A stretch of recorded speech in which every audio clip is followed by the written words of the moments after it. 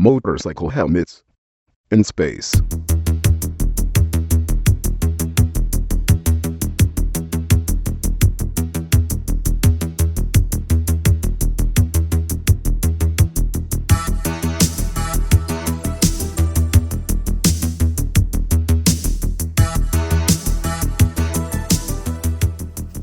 Hello, welcome to episode 53 of Chet and John's reassuringly finite gaming playlist. My name's John Denton. With me as always, Chet Roivas. What's running?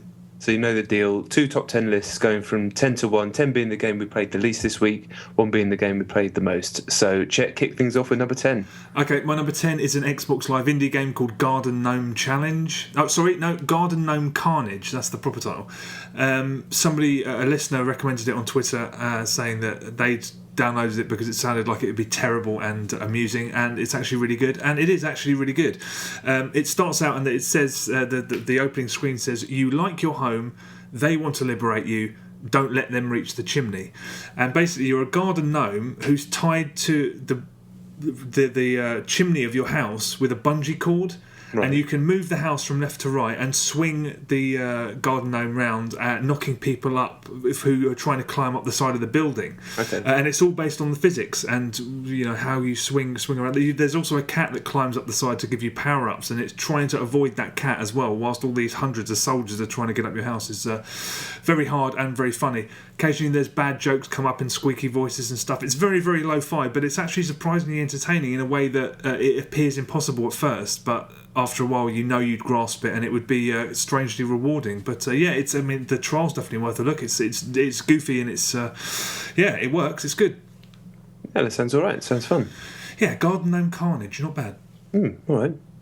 My number 10 is a game I won't spend any time talking about, really. It's Uncharted on the Vita. I played a bit more. I seem to play it in about 10-minute chunks and get bored, which probably says quite a lot about the game, actually. I'm still impressed by how lavish it is for a handheld game, but coming off Tomb Raider, which I'll talk about later, to go to that, which is like Tomb Raider light in every single way, was difficult to get into, so I ended up turning it off. But one day I'll get through it.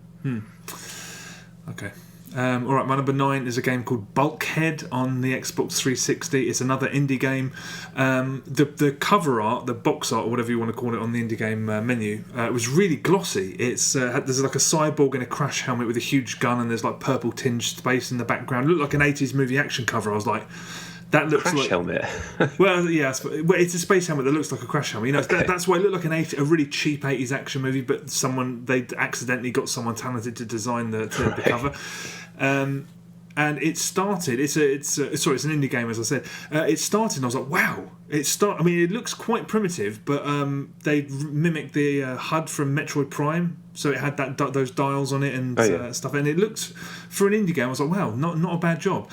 It's just you're supposed to hunt for these. You're on this space station and you're supposed to hunt for these artifacts. I could never find any. There's bots running around. It's just like an empty, barren space station arena thing where it's. Is it first person? Yes, yeah. There's online multiplayer as well, though. Good luck trying to find a game. Although I can't. I shouldn't really say that because I didn't try it on multiplayer. But yeah, I couldn't find any of these collectibles I was supposed to be looking for. All of the rooms look the same. These bots bob into view and they try and kill you. There's no collectibles, so like they'd shoot you a load of times and then you'd have no health, and it would just flash up no health permanently there, and you couldn't get rid of it. When you try to zoom down your iron sights, it's not a proper zoom. It just goes out of proportion and low res. It's the most primitive form of zoom I've ever seen in a game. It's a reasonably nice tech demo for the guy that made it, because it's. It does at first look wow, but just as a game, no. It's so old school and low rent that the game is just not fun to play. Although impressive, sort of technically. 80 points. I believe so. Yeah. I'll avoid that one. Do that. Number 9 for me is New Star Soccer. I haven't played it for ages and stuck it on, and then that evening it won the BAFTA. That's right. For the best sports game of all sports games, beating the actual big sports games, which is amazing news. And thoroughly well deserved. I don't really need to talk much more about the game, but I just wanted to extend my congratulations. Genuine, okay. I still have I played that? Yes, of course I have, and I stopped myself because I know it would.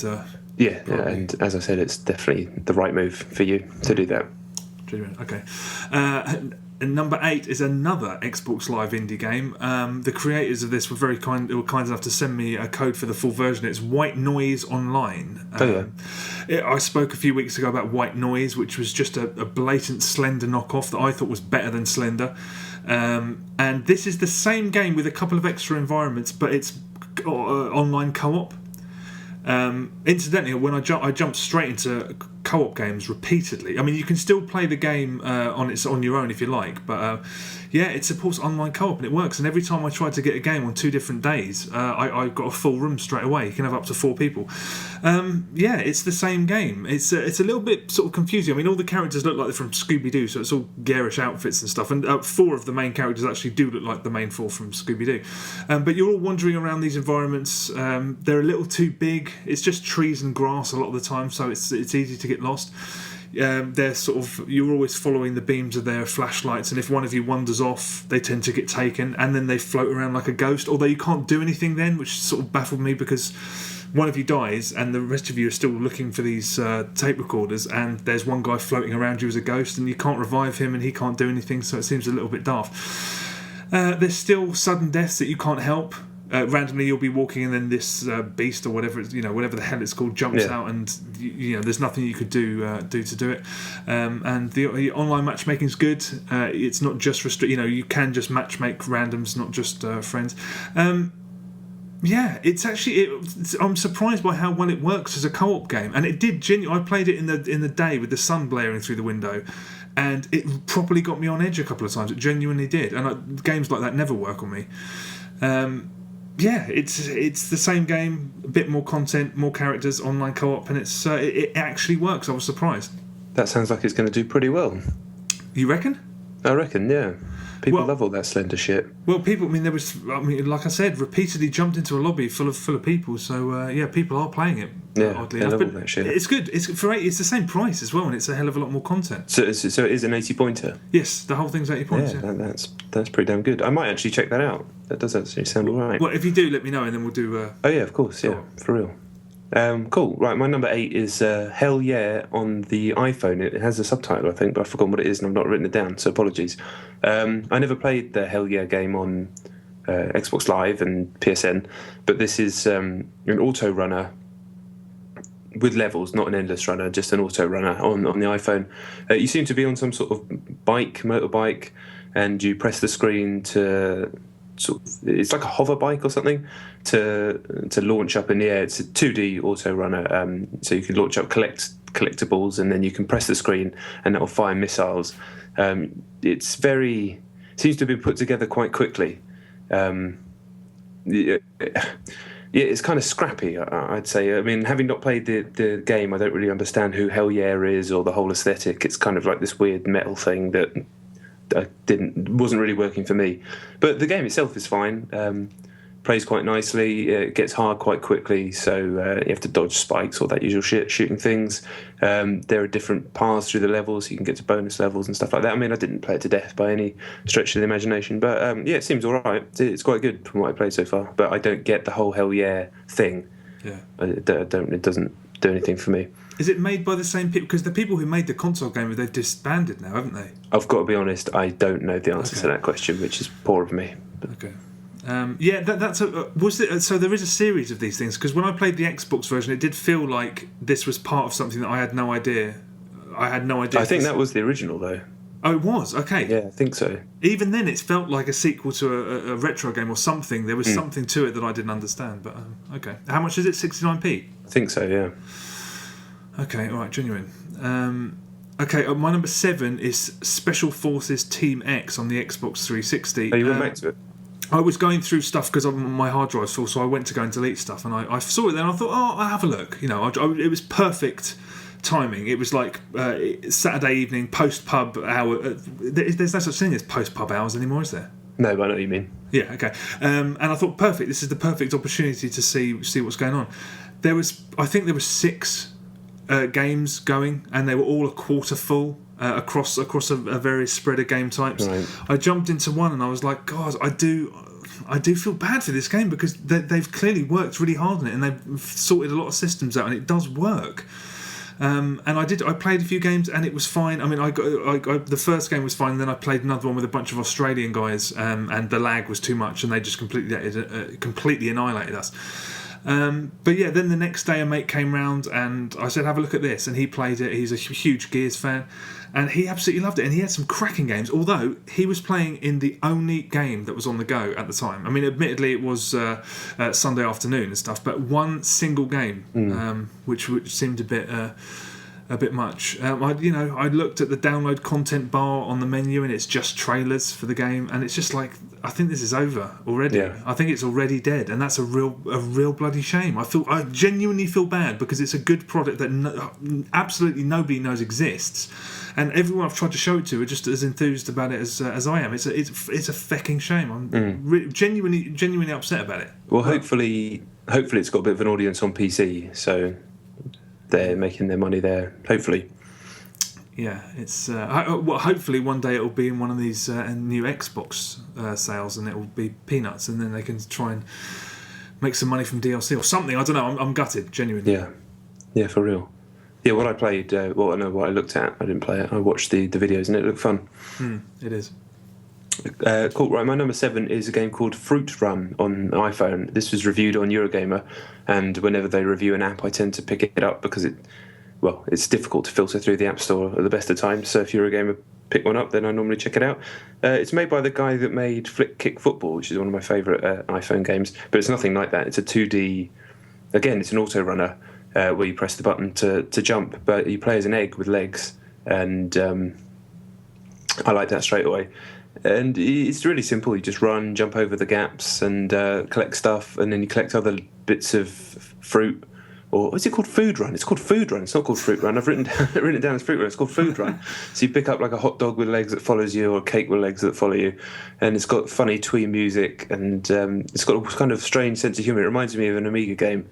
It's kind of cool. I think it got 8 out of 10 on Eurogamer. Maybe I need to play more, but it seemed like just passable nothing really to me. But it's kind of nice. It was 69p. I rate that developer Kevin NG, he's called, or Kevin Nung.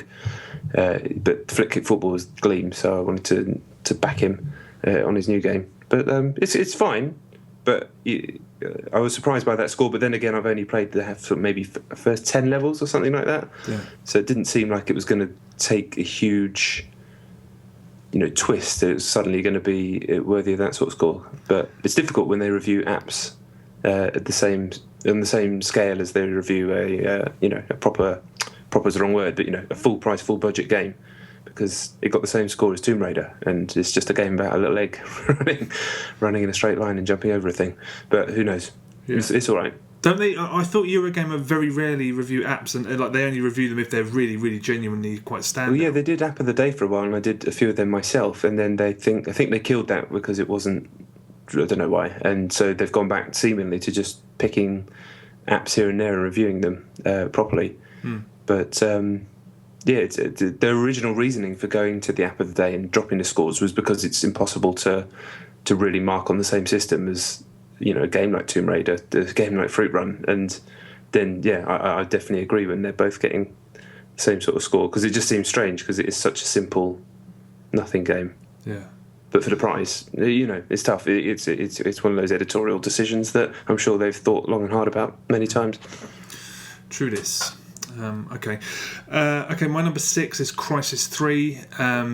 A friend of mine picked it up. The biggest possible fan of Crysis 2, who actually hates Crysis 3, and I don't think he's even going to complete it. Really? Yeah, it's a real surprise. I don't think there's a massive amount of quality between them. I don't think there's a whole lot of difference. I think they're both largely excellent. So similar, yeah. Yeah, I think 2's better, but not by a whole lot. But anyway, he said he might as well try the multiplayer, so he jumped in and had a few matches on multiplayer, and it's exactly what I thought it was after the beta. It's very good, but ultimately pointless if you already play another shooter. Yeah.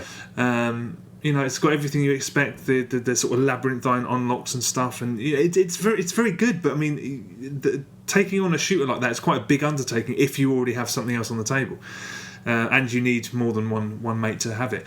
But yeah, it's perfectly fine. The one thing I completely forgot about, and I listened back to last week's show, and I can't believe I didn't mention it. There's a bug in the Xbox 360 version only, from what I can tell. At the very, very end of the game, you basically complete the game, but before the credits roll, it basically fucks your Xbox and you have to reboot it. Although I've completed the game, I haven't officially, the achievement hasn't popped and stuff like that, and I can't go back and sort of, it hasn't come up to start again or whatever. It's quite an extreme problem that I've heard a lot of people have been having. So nothing I tried resetting the checkpoint, all of that stuff. But yeah, aside from that, I still think that's a great game. I heard somebody refer to it as ordinary looking on Twitter earlier in the week, and I'm just like, I don't understand how you can say that, because on reflection, I think I said at the time that Halo 4 was better looking, but you know what? I think Crysis 3 might be, even on the Xbox, the pinnacle of first-person shooters visually. It looks staggering. There are frame rate issues, but to hear someone say, "Oh God, it looks ordinary," I'm just like, it blatantly doesn't. The one thing it doesn't look is ordinary. I can't comment on the 360 version because I have not seen it, but the PC version's a joke. How good it looks. I mean, in terms of art style, all that sort of stuff, that's subjective, but in terms of quality, resolution, fidelity, it's something else. Really is. Yeah, I mean, I'm sure the 360 is absolutely no match for the PC one, but knowing what the 360 can do, it's still massively impressive. So that's a weird one, but yes, I still think it's a very good game. It's just beware if you're an achievement nutter. I agree. It's just want to get through, get done, and then it's done, and you probably forget about it. Yeah. My number 6 is Real Racing 3 on the iPhone, a game that got an absolute kicking on Eurogamer this week, a 3 out of 10, slated for its business practices. What I've played, though, I like. It's a free-to-play game. Have you seen it? I don't think I've seen it, no. The fact that it's on a phone, and I've got a 4S, and it runs pretty damn smoothly on this. I mean, it looks almost as good as Gran Turismo 5. It's a joke how good this game looks, and I've seen it running on the latest iPad where it is completely smooth and even sharper, and it is almost a match for GT5. It's a phenomenal looking game. Apparently, as you get further and further into it, you start to have to pay for all sorts of things, or wait.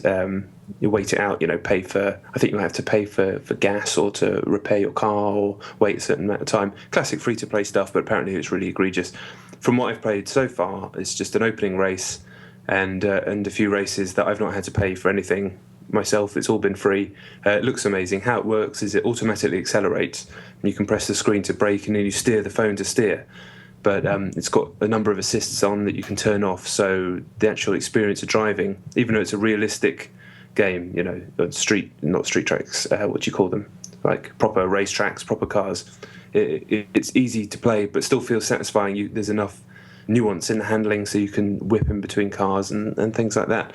And it feels like a kind of casual phone game because you're not accelerating. There's nothing too complicated. There's nothing that is out of the capabilities of a phone. I'm just massively impressed, but again, I'm going into it going, this is free, I wonder if this is fun, rather than I'm going to spend 20 hours in this game, because maybe if you want to look at it like that and it starts nagging at you for $1 all the time, it's going to be a pain in the ass. But from what I played, which is a solid amount, it's really good, and also it does some cool stuff online. You can do a lot of asynchronous online play, racing ghosts in real time, stuff like that. I don't quite understand it, but a lot of money's gone into this game, and it's going to make a lot back, I'm sure. I understood that. I mean, I heard about the uproar. I thought that it was you pay for it and then they try and get more money out of you. If it's free from the beginning, I find that a little bit harder to get upset about. Yeah, it's free to play. It's free, so yeah, it doesn't. So far, it hasn't bothered me, but I've not put in anywhere near. There's not enough time to see if it's a problem, and I'm not that experienced with the free to play really, because I don't do the kind of free to play PC thing, and I've done a few iPhone games, but never really put any money into any of them apart from chucking 69p at New Star Soccer. So I doubt I'd spend any real money on this. I'm sure I'd just stop playing it before that because it's not really my genre. But in terms of just a game to tell people who've got this phone, which so many people do, fucking check this out. It's free, and even if you only play it for 5 minutes, it's amazing to think that. I mean, it looks as good as a PlayStation Vita game easily, and it's on your fucking phone. Nuts. I'm gonna have to have a look at that. I had no idea. Real Racing, for some reason, I thought it was an ironic title and it was like a Micro Machines type thing. Shit. Sadly not. Real Racing 1 and 2 you paid for, and I don't think they were under the EA banner, and I think this is the first one. I think EA may have bought the developers, I think Australian. And so, yeah, I mean, I can't really comment on all that stuff. All I know is that it's a hell of an engine, and it plays really nicely, and it just looks fucking phenomenal. Okay, genuine. Okay, well, I'll have a look at that later on. Okay, my number 5 is Need for Speed Most Wanted. I won't talk about it. We've talked about it. We've spoken about it a million times. The multiplayer just still exerts a massive appeal, and I love multiplayer so much. And me and everyone apart from you as playing it. Even though it's still buggy, every time you turn it on, it says there's a storage device been removed and stuff. It's still kind of just a bit of a mess. And things, playlists get endlessly repeated, and it's starting to become a little bit. They could be working to keep it a bit more up to date, but they don't seem to be pulling their weight there.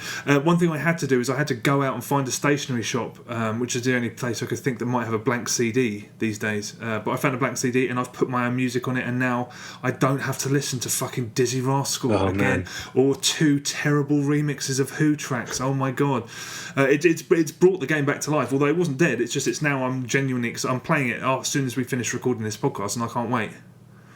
It would make a lot of difference to the thought of playing it again, to not have to hear those tunes again. Yeah. To hear that Calvin Harris track with Example. Fucking hell. Yeah. Hell.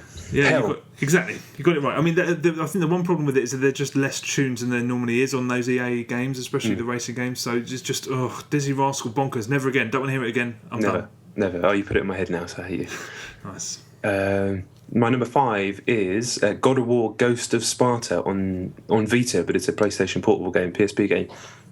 For PSP, I think for everyone actually, I was going to say it's for PS Plus subscribers, but for everyone this week, they've halved the price of almost all the God of War games in preparation for Ascension coming out on PlayStation Network, and this was £3.19, and it's the only one I haven't played.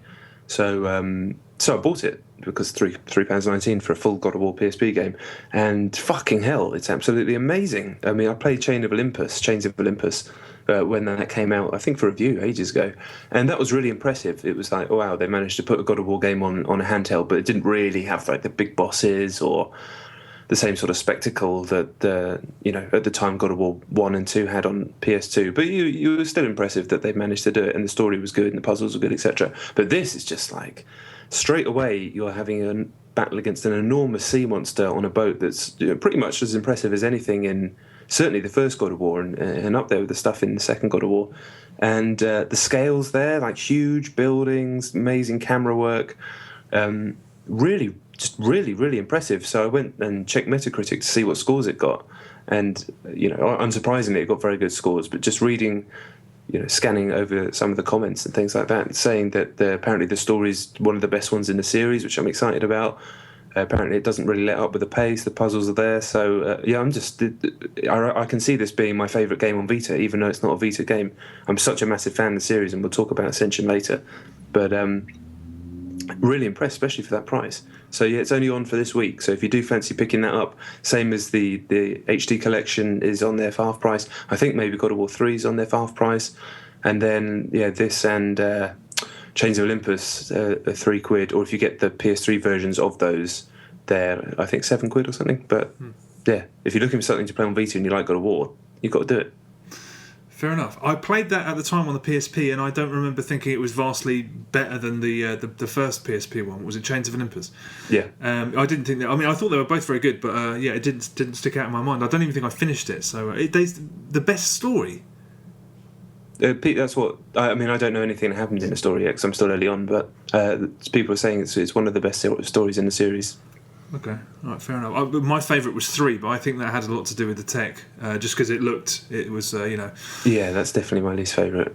Yeah, that's weird. But then again, that was the first one that I played at the time. I played 1 and 2 way after they'd come out. Yeah, it's tough, especially to go back to 1, which is not only looks a bit ropey, but a lot of the level design is quite archaic now. Having gone back to that recently. But 2 still holds up fucking massively. Fair enough. Okay, my number 4 is Bleed on the Xbox 360. I spoke about it last week and the week before. I don't think I used the word masterpiece to describe it, but I will now. It's Did you download the trial? I haven't. I literally have not had a chance, but I watched it. There's a video of it on YouTube. Of course, there's a video of it on YouTube. There's a video that you have put on YouTube, on our YouTube channel, Chet and John, showing the game off, and it looks fucking cool. I'm definitely invested, and we'll get it. I just haven't had a chance this week. Been too busy. Okay. Well, yeah, I played through it, and then I went back to go through it on hard, fearing the worst, because hard modes always bother me, because a lot of the time, I mean, Call of Duty is the quintessential example. The enemies are just tougher, and you have less health, and it's a chore. Yeah. And I like this game so much, I want to unlock all the stuff. And I started it on hard, and I was just like, you clever bastard. Rather than do something simplistic, now you charge your energy only by dodging attacks and damaging enemies, and it depletes really quickly. It's a completely different game. I was just like, what a joy! The guy has just thought about every aspect of this package.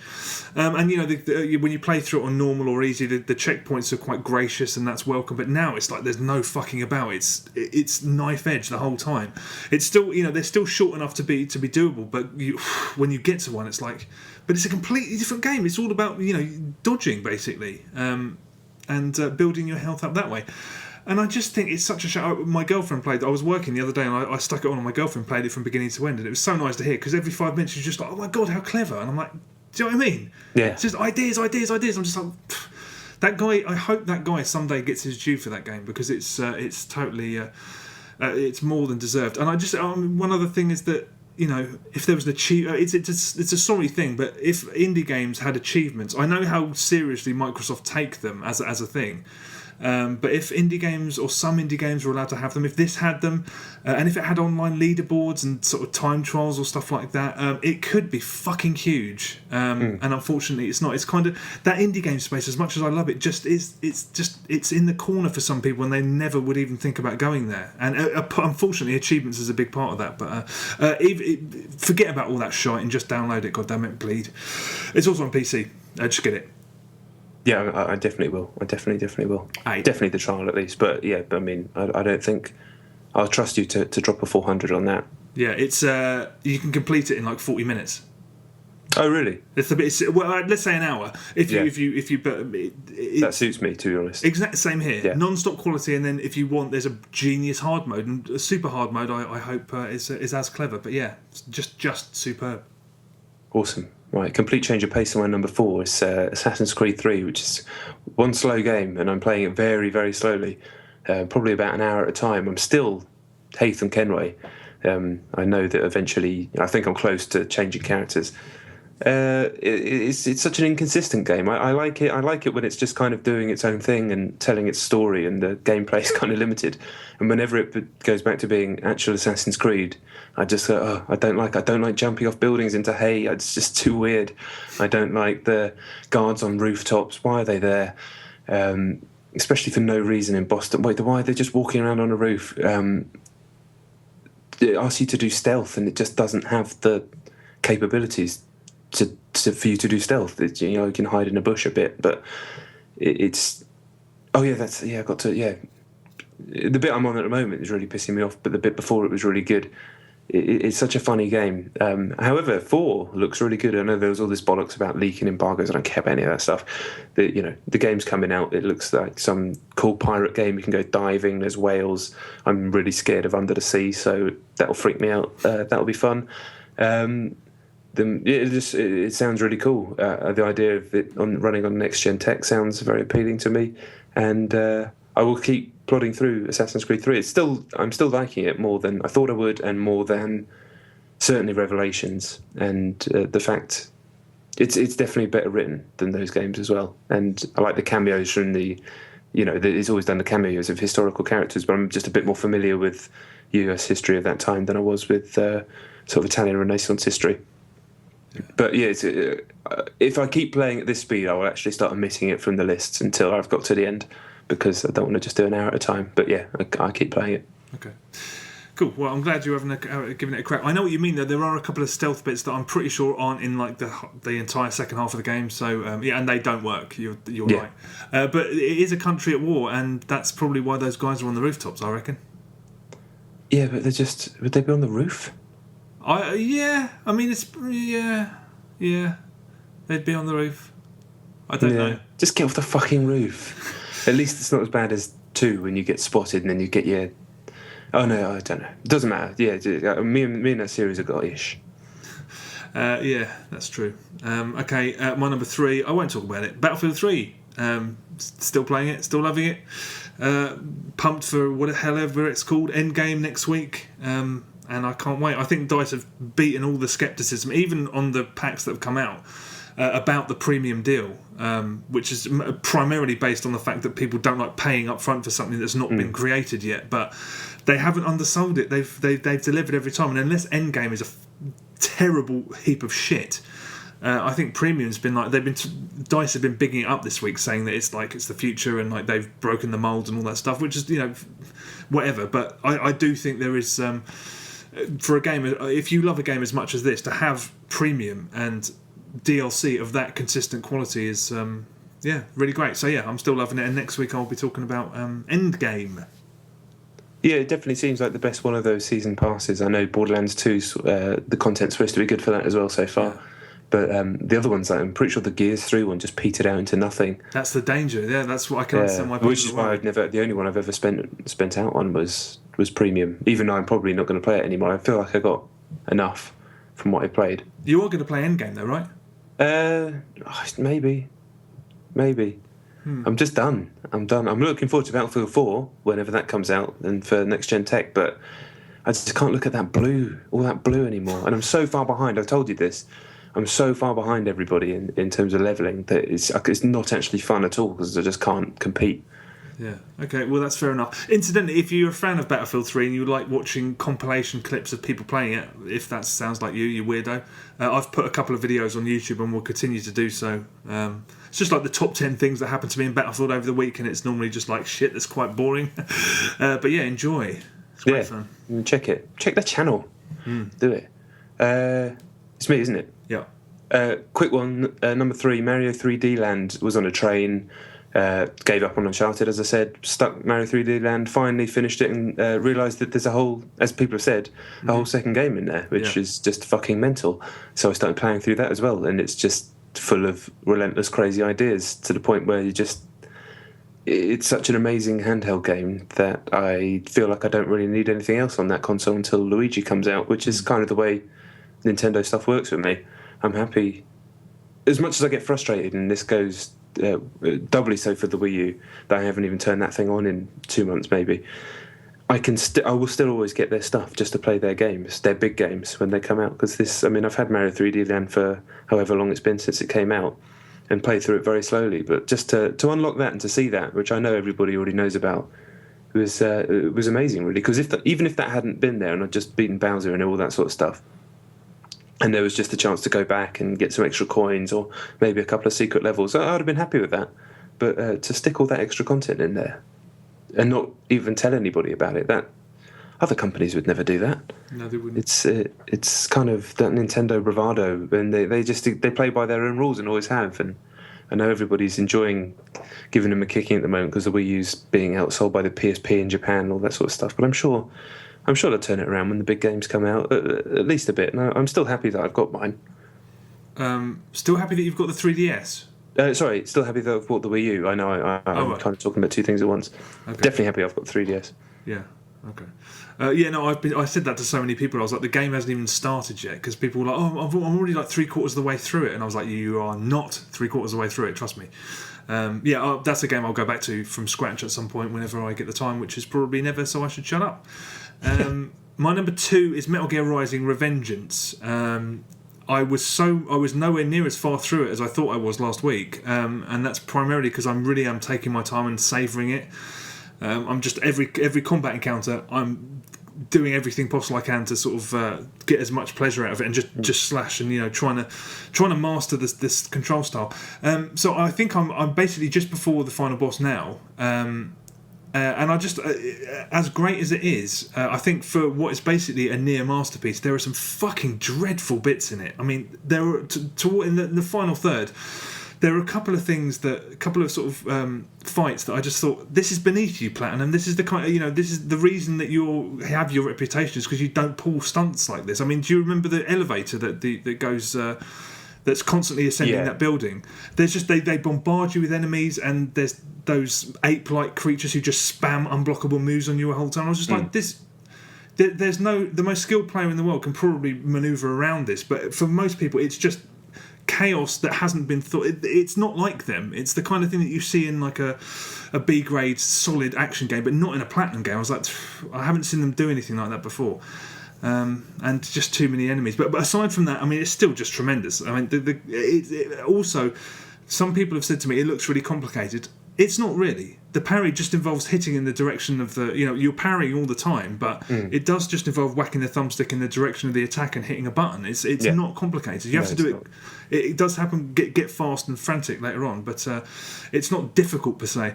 But just on that subject of that parrying, I was playing this for 3 hours or so, and I just started to get, because I was just your thumb has to whack the thumbstick so quickly and so fast and so hard. I started to get a pain in like my elbow, the bottom of my bicep, and I was like, oh shit, I'm having a heart attack, and I thought I was going to die. So that was funny. So it's not as complicated as it looks, and it is basically, it's so close to being just another platinum fucking blockbusting piece of brilliance, but a couple of bits I really did sit back and I just thought, that's beneath you guys. I can't believe you put something really quite lame in the middle of this amazing game, but still stunning apart from that. Yeah, I haven't played it this week, but yeah, I do remember that bit on the lift actually. I'd forgotten about it, but such a great combat system. Yeah, it is. And the bosses are just so superb.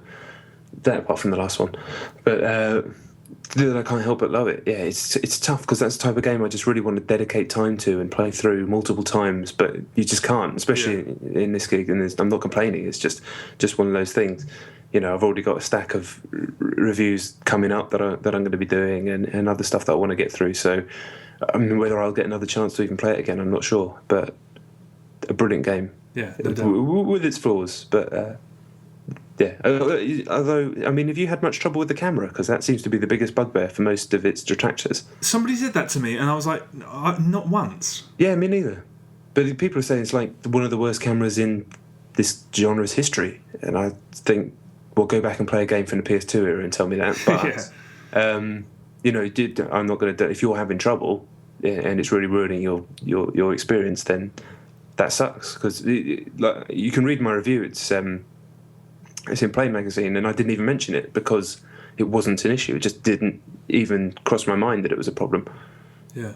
That's really weird. I mean, there have been some bits that I thought were absolutely brilliant, where you're getting attacked from all sides, and you can't see your attackers, but you can see the red parry. Yeah. So it's like, that I was like, that's great. If it's annoying you that you can't see the characters, I think it would be half the game. I mean, I don't think there's anything wrong with the camera at all. That is a weird complaint, I have to say. Yeah, because you can always see the attacks coming, can't you? Yeah, exactly. So that's why when it's really, really fast, you're like, yeah. It's so fucking cool. I always thought... I mean, I never really thought about this. I'm thinking about this now, but I guess I kind of felt that was like almost playing with peripheral vision. So yeah, because you in real life you can only see a certain amount in front of you, can't you? So yeah, maybe I'll play more, and if I get time. It's tough. It's so tough. Yeah, it is. But I love it. I absolutely loved it. Good, me too. My number 2 then is Tomb Raider. I didn't get a chance to talk about it last week. It didn't come through in time. But in fact, I did the review for Video Gamer, who didn't sign the original NDA. As you may or may not have read that Square Enix sent out. So their review ended up going up later, hence me getting the game later. Hence why we didn't get to talk about it last week. But yeah, I played it over the weekend and finished it, and was very impressed. Ended up giving it an 8 out of 10. And I mean, the game is lavish to a level which is kind of amazing that it's on 360. It looks just phenomenal. Really enjoyed it. It's very compelling. The story is good. All that bollocks that I said at the time was bollocks. I said, wait till the game comes out and then make your decision. All the sexism stuff with Lara, all that nonsense. Turns out it was nonsense, and everyone agrees it's nonsense. So well done for kicking up a fuss about that, everybody who did. Don't review marketing if you're a video games journalist. That's my opinion, and I'll stick to that. Anyway, as fun as the game is, it is sort of primarily a sort of shooter climber as opposed to a Tomb Raider. While I was a bit disappointed in the lack of puzzles, this is the only one since maybe Tomb Raider 1 that I've actually finished. So say what you want about that. I've admired the previous ones from Crystal Dynamics, but barely even got through them at all. So, whatever. The shooting itself is actually pretty good. It gets a lot better as well as you play. The climbing stuff is cool. It doesn't really have any peril to it. It's just kind of a case of pushing in a direction you need to go and pressing the button, as it always is in these types of games. But they do amazing stuff with the surrounding carnage to make you feel like you are in peril to a degree, and the stuff that goes on is just absolutely spectacular. And where it may lack interactivity in certain ways, then there is a lot of just kind of pushing up on the stick while the game plays around you. I was constantly engaged and enjoying the game, and happy to get through to the end. And it was a decent story too. Your supporting cast of characters aren't great, but although the big guy looks exactly like someone you and I went to university with. Anyway, it was cool, and then I liked the stuff that the optional tombs that are in there, the puzzle stuff. I kind of like the fact that it is optional as well, so it doesn't hamper the pace of the game. But they were all cool, and they do really good stuff. There's shitloads of stuff to collect, way too much stuff, a load of bollocks really. But I think they take some cues from the Batman games and make that stuff kind of have its own story in some ways, and different ones have different narratives, and also they're not just like dotted on the floor and you just walk around collecting them like fucking Banjo-Tooie. They have their own gameplay, and some of the stuff you can only collect once you've got the gear from later on, Metroid style. I thought that was all really good, and Crystal Dynamics knows what they're doing. I wish that the game was perhaps a little more meaty and hardcore and a little less flighty at times, but that's the game that they made, and it's bloody good fun. I haven't finished it. I think I'm probably halfway through, maybe a little bit further along than that. I think as soon as it started, I was like, this is classy. The intro FMV is. I mean, for a moment I was like, is that video? Like, I properly sat forward a couple of times because it looks that good. I think it's really good. I mean, to be honest, the last 2 or 3 Tomb Raiders, they basically reinvented themselves in the wake of Uncharted. And this is the same, but like you said, the optional stuff's quite good. It's the gamiest game I've played in ages, because, every single device they could use to keep you playing. So everything is upgradable. There's looting, XP-based unlocks and stuff. There are a fucking ridiculous number of collectibles. Examine the artifacts and find stuff, burn posters. You're always doing stuff. And I think it's really. I basically think it's absolutely superb. And when I'm playing, I'm just like, this is a cut above. But it's that classic 8 out of 10 Edge magazine that they always used to be, back in the day, used to be very good at gauging, where something was basically a 10 out of 10, but it did nothing new, so they couldn't justify giving it any higher than an 8. I think it's great. I think the actress who plays Lara Croft is really good. And there are a couple of moments that could have been terrible, like at the very beginning of the game. This is not a spoiler. You have to kill a deer to get food. And she kills it and she kneels down and she's like, sorry. And the way she does it, I was like, that could have been really, really just lame. And it was actually really good. And there's several moments like that. The one thing I didn't know, people have spoken a lot about this, and a couple of reviews I've scanned, and even Rihanna Pratchett spoke about it today, I think. It is quite jarring how the really effective way when Lara gets her first kill, and it really affects her, and it's really, really well done, and then 2 seconds later you're executing people, and you're just basically going on a killing spree. That doesn't really sit right. They are those events. The fact that happens, and then it just it's like, okay, we've got permission to turn it to an action game now. I thought that was genuinely quite. It's really tough, isn't it? This is something that I talked about in my review, and I said that you're going to have to decide how much it bothers you, because it could, if you let it could spoil the whole game for you, because there is the real dissonance there between how they set it up and how it's written, and then suddenly you turn basically into the world's most effective killer of all time. The greatest soldier there's ever been. Rambo. But even more so, like Rambo 3 Rambo. And it's difficult to see someone so slender choking a man out from behind easily, or there is a bit reasonably early on where you're underneath someone who's trying to choke you or something, and you grab their wrists and you force them upwards, and it's like a 6'2" man, stuff like that. When you set up, I can believe it's fine because it's a video game and it's fun and no problem. But when you're setting up a story that is based ultimately in reality, leaps like that, if that happened in a film, you'd be like, psh, come off it. So but it's a credit in some ways that I even thought about it like that, because they had to have done good work in the first place to make it even a thing that would even be an issue. But you're totally right, of course, and I just don't know what the solution is, because you need gameplay. So it's the same with Uncharted for me. I mean, the guy's a fucking killer. Yeah. But they could have staggered it a little bit more. It's instantaneous. Then it's like slow motion, boom, boom, boom. It's just like they could have staggered it a little bit more than they did. Yeah.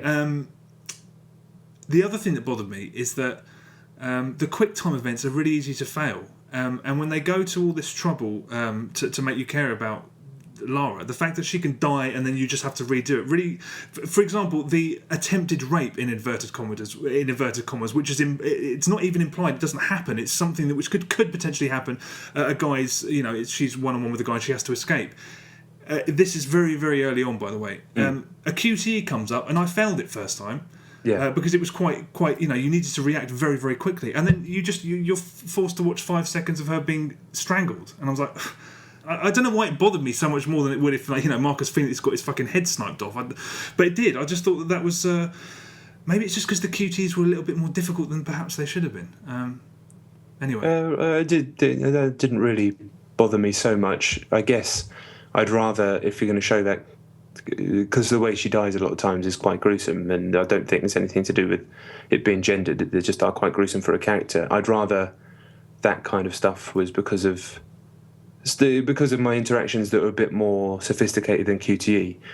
So if I fucking died in a complicated shootout, or I fell on a particularly tricky sort of puzzle-based climbing bit, then as opposed to just missing a button press. But it's not something that really bothered me that much. Yeah, I don't know what it did. I just sit back and I thought, what that's. I think it's probably just sort of fatigue with QTEs, because I failed it and then I'm back to 5 seconds previous and I do it again, and it's like there must be another way to do it. And actually, some of the action scenes, which again normally very effective, almost completely consistently, but there are moments where you can fail a quick time event or fail a jump, but there's something underneath you so you can keep going, and then know that if you fuck up again, then you're in trouble. Just adds a little bit of excitement to it. Yeah. But like, boom, you're dead. I think we have to stop doing that, because it's completely pointless. It is, basically. Yeah, but yeah. Other than that, I thought I thought the action was really good. I like the way there's very, very Uncharted style achievement / trophies, which makes you utilise all of the weapons, which is fun. But I just basically think it's absolutely superb, and it never treads water. It's really well paced. It's very well paced. I always knew what was happening in the story, and things happen, and there's bigger. It's like a 3-act movie almost, and it's just really well paced. It doesn't tread water, as I said. I basically think it's absolutely superb, but don't expect it to do anything particularly new. Yeah, that's what I said. It's not a particularly brave game, but it's still a very impressive one. Yeah. And thoroughly glad that I got the chance to review it and the chance to play through it. Yeah. Great stuff, really. And the hidden temples are just like I love those. It's like, and again, I do also like the fact that they're optional, but and you can bail on them if you can't do it. Yeah, I didn't know that. Okay, that's good. Well, I'm sure just go okay and just turn around and go back.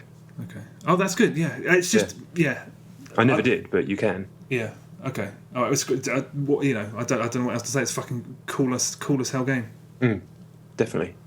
So that was my 2. My number 1 as well. Yeah. But you still got your 2 to do, right? No, my 2 was Metal Gear Rising. Number 1 is Tomb Raider. So it's number 1. So my number 1 is God of War Ascension. They're basically interchangeable. My 2 and 1. I think it took me about the same amount of time to finish both.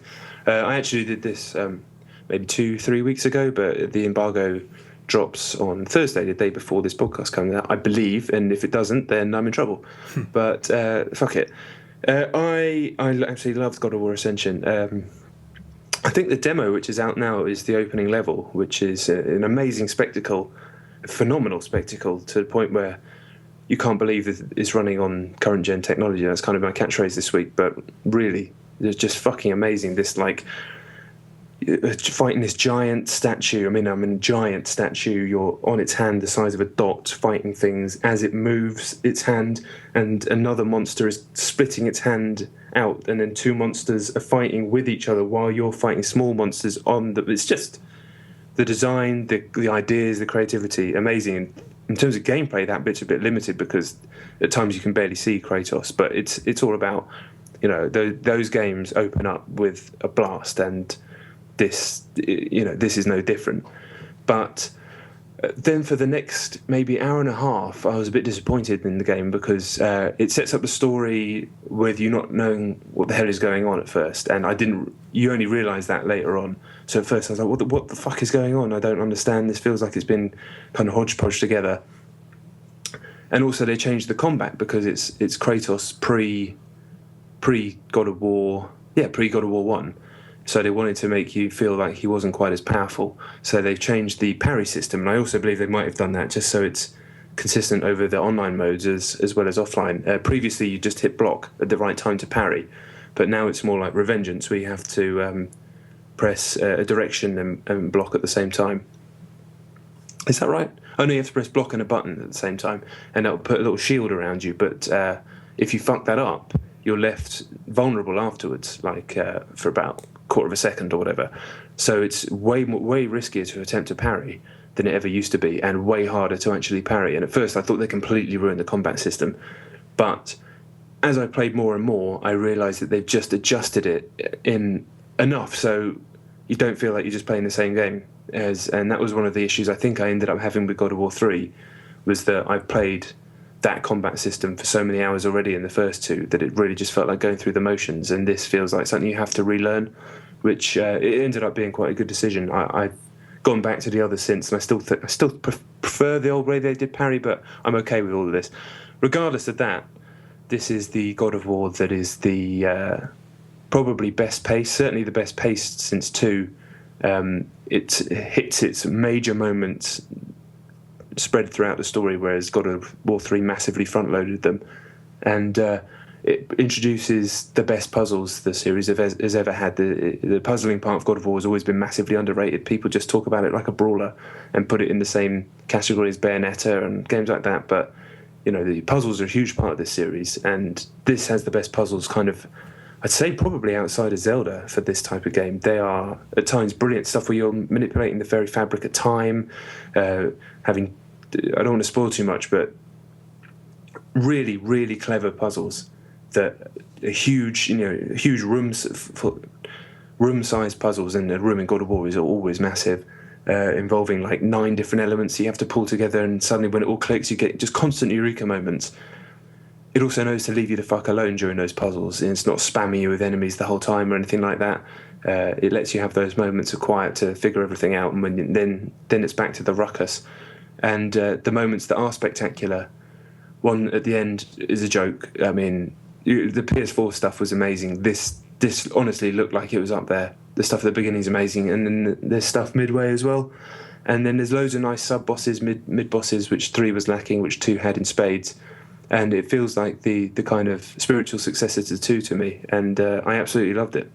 I can't wait. I'll play it before next week. Have you tried multiplayer? Only the beta. The review, there was no servers available to play, so it's kind of a review with a caveat that I haven't played online. But I think it's going to be fun from what I've played of the beta. There's a co-op mode apparently as well, which they revealed today. I don't think it's going to be any great shakes, or you're going to play it for hours and hours. But what I can confirm is that the main thing people were worried about was that development on the multiplayer was going to be to the detriment of the single player. But no, this is very much a epic God of War campaign. I love that world. I love that universe. I talked about it before. I think it's fucking amazing what they've done with. They just pluck whatever they want from Greek mythology, kind of twist it where need be. The story of God of War is really good. I mean, the whole series, Kratos' motivations. People just deride him as this angry character, but he's got real reason for his vengeance, and this everything's kind of underpinned by this guilt of killing his own family, and he knows that he's basically battling a war that he can never win because the war is with himself. It's not like a fine book or a fine movie, but for a fucking game about hitting things, it is, it's just a cracking story, and I love it. And the guy plays Kratos with such gusto as well. I'm such a huge fan of that series, really am. And it lived up to it. Yeah. This story is told in slightly different structure to most of them. It twists and turns in different ways and plays on it feels like a side story to the main event, but it does so in a way that still is significant. And the level design, there's like the whole level set on this massive thing that feels like it just feels like a huge. It's hard to talk about it without spoiling it, because one of the great things about those games is just seeing it for yourself. But they really went to town on they've gone out with a bang, as they do with God of War 2. They're sending the PS3 off with a bang. Fair play. I can't wait to play it. I'll talk about it next week, no doubt. Very briefly, going back to Tomb Raider, did you ever use the? It mimics Batman from the Arkham City, Arkham Asylum, the detective ability. I suppose what you'd call it? Yeah, a few times. Yeah, it's called. I can't remember. Sixth Sense. It's in loads of games now. It's been really influential. That I never used it. I mean, I think I used it probably when it tells you have to use it. But I thought they could have just had one of those things where you hold a button and it directs you in a certain direction if you need it. I thought it was quite unnecessary. It highlights some of the stuff in the puzzle rooms quite nicely. I find it just like brings me out. Survival Instinct, I think it's called. That's right. I used it sparingly, but in fact, it was when I was playing Uncharted, I got stuck because I couldn't find it was asking me to climb up something and I just couldn't find the rail, and I ran around for about 8 minutes just in a circle, and it started. So that used to happen all the time in games, and it actually makes me feel a bit physically sick doing that. It's fucking A, because it's such a waste of your life, and B, because it's such an unpleasant thing to do. So as much as that kind of this new system in games is probably, it can be a little bit overbearing, I'd rather have that than, if you do get stuck, especially navigationally, to have that, be it that or be it a waypoint, whatever. I agree with you. Yeah. Okay. Did you play multiplayer on Tomb Raider? Oh yeah, I did. I played a few games. It's fine, but you're not going to play it. Yeah. I thought it was just a really poor knockoff of Uncharted. I mean, you could level that at the campaign if you wanted. You'd be wrong, I think. But this is just a really piss poor. I just thought it was pretty damn lame, and the maps were badly designed. I mean, I've only had 3 games, but I'm not going to go back to it. I thought it was trash. I did. About the same as you, and I shot some people, got shot a few times, and I'm not a massive multiplayer guy anyway. It needs to be something special to really grab me, and I knew it was going to be shit. I don't know why it's in there, but if they need that in there to sell more copies and break even on what must be a fucking phenomenally huge budget, with this and God of War, god damn, the production value's a joke. But then again, game budgets are funny because it's all about contractors and who you have on team, what they're paid. Anyway, yeah, I'm sure it's going to do well, but it's tough. It's a tough market out there at the moment. You ain't wrong. Okay, all right, well, that is us done. Thank you very much for listening. As usual, check out the site, thefineartplaylist.com. Check us out on Twitter, at Chet Roivers, at John Denton, or at Chet and Johns if you just want a weekly message saying when the pods come out. And we've got a YouTube channel. Check it out. There's some decent stuff on there. It's worth a look, I suppose. Thanks for listening, and hopefully speak to you again next week. Peace. Yay.